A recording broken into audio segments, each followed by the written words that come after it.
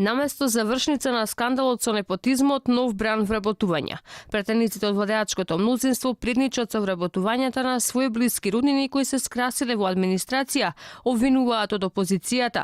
Алармираат за 4 нови случаи на непотизам. Претеникот Сашко Атанасов од Василево си вработил дури тројца своји луѓе, како наставници и општинари, а неговата колешка од Тетово, претеничката Татјана Лалчевска, ја вработила кирката во детска градинка.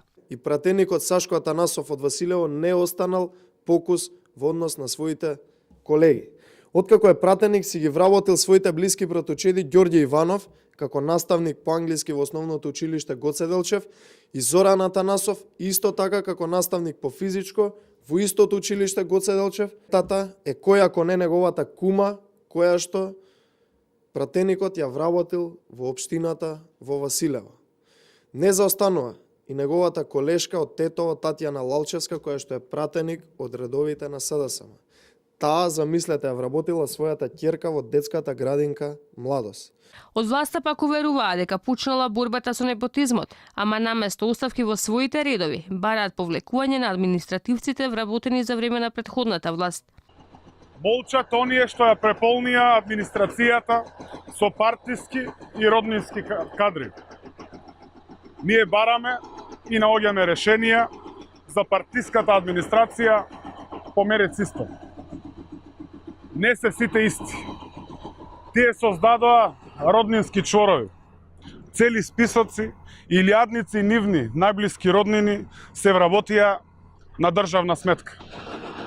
Ние ги повикуваме нашите членови на етика и морал.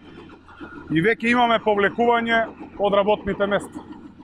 Но иако од владеачката партија вела дека ја слушаат јавноста и реагираат, за сега беа поднесени само 5 оставки од работните места, за кои и антикорупцијска отвори случај. Единствено имуни на сите реакции од јавноста остануваат претениците и функционери на ДУИ, кои во најголем дел се обезбедиле вработување за роднините во Елем и МЕПСО.